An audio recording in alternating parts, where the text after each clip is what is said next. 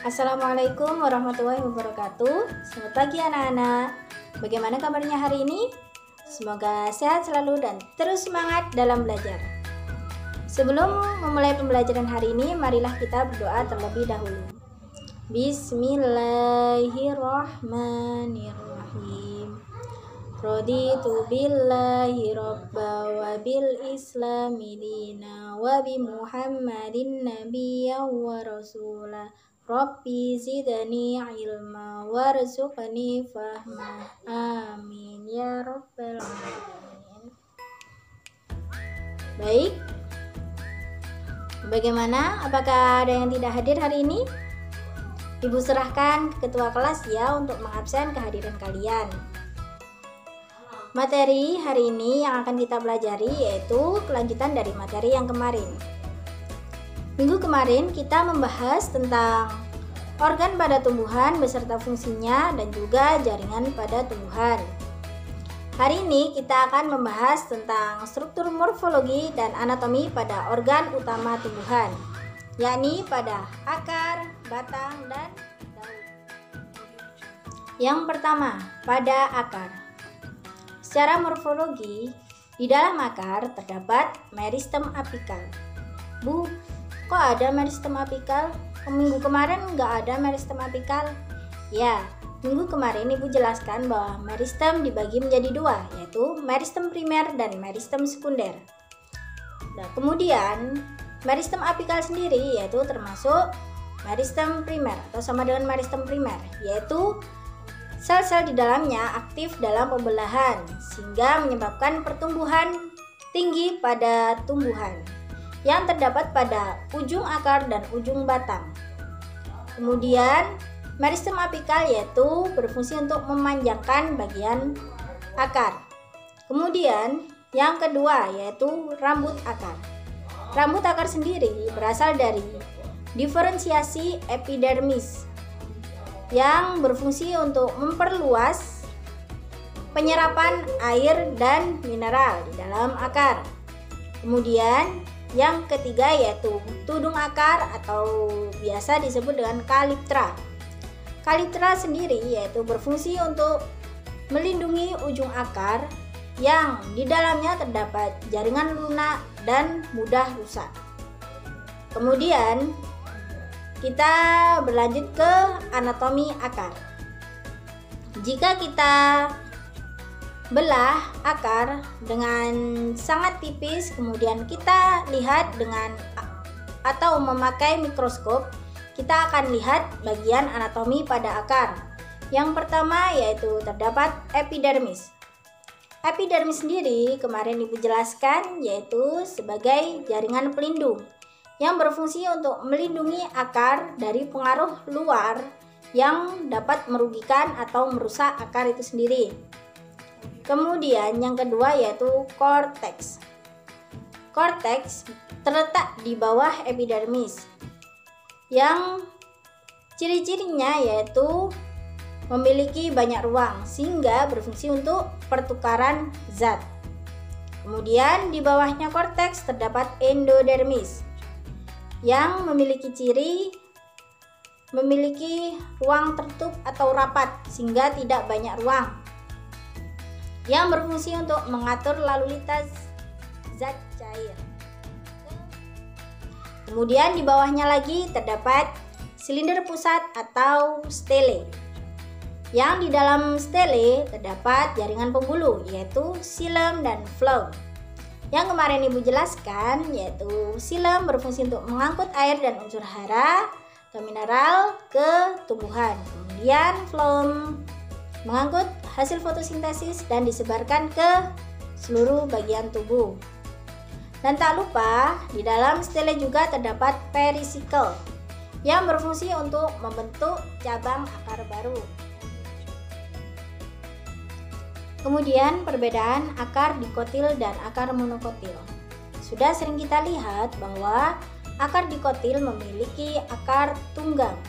Kemudian kalau akar monokotil memiliki akar serabut. Kita beralih ke batang. Di dalam batang, jika kita lihat perbedaannya antara batang dikotil dan batang monokotil. Kita lihat di dalam mikroskop, jika kita teliti lebih dalam atau kita lihat lebih dalam, perbedaannya yaitu pada batang dikotil terdapat kambium, sedangkan pada batang monokotil tidak terdapat kambium.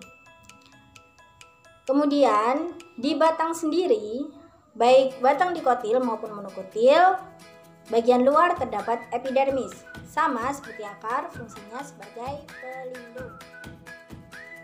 Kemudian di bawah epidermis terdapat korteks. Kemudian di dalam batang dikotil terdapat kambium.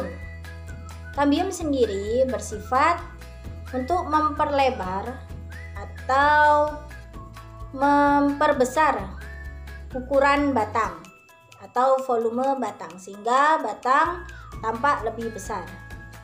Kemudian terdapat jaringan pembuluh atau jaringan pengangkut xilem dan jaringan pengangkut phloem yang kita sudah sama-sama tahu fungsi dari masing-masing jaringan tersebut. Di dikotil terdapat empulur yang berfungsi untuk menyimpan cadangan makanan dan juga sebagai sumber karbohidrat. Kemudian di dalam jaringan batang monokotil terdapat jaringan dasar atau parenkim. Kemudian kita beralih ke organ daun. Pada daun di atas sendiri terdapat kutikula, yaitu kulit daun. Kemudian di bawahnya terdapat epidermis atas, yang juga berfungsi sebagai pelindung, karena epidermis merupakan jaringan pelindung. Kemudian di bawahnya lagi terdapat jaringan palisade, yang berfungsi untuk melakukan fotosintesis. Kemudian juga terdapat jaringan bunga karang yang berfungsi untuk penyimpanan gas dan oksigen yang dibutuhkan daun. Kemudian tak lupa terdapat jaringan pengangkut pada daun yaitu xilem dan phloem. Juga pada daun terdapat stomata sebagai pertukaran gas antara gas oksigen dan juga gas karbon dioksida. Kemudian juga terdapat sel penjaga. Maksudnya ini berfungsi untuk menjaga stomata. Kemudian di bawahnya lagi terdapat jaringan epidermis bawah yang juga merupakan jaringan pelindung yang berfungsi untuk melindungi daun. Baik anak-anak, mungkin itu saja yang dapat Ibu sampaikan. Mungkin sebelum kita akhiri, apakah ada pertanyaan mengenai materi yang Ibu jelaskan? Kalau semisal ada, dicatat di buku tulis ya. Nanti diberikan kepada ketua kelas dan dilaporkan ke Ibu. Kemudian untuk tugasnya, setiap siswa itu seluruh siswa dibagi menjadi 5 kelompok dan juga berdiskusi dan mengamati video yang dijelaskan tadi, video tentang materi morfologi dan anatomi pada organ tumbuhan. Nanti hasil diskusi dicocokkan dengan sumber belajar yang tersedia. Dan juga jika sudah selesai diskusi dan mengamati video tentang materi hari ini, silakan perwakilan dari kelompok maju ke depan kelas untuk menjelaskan kembali.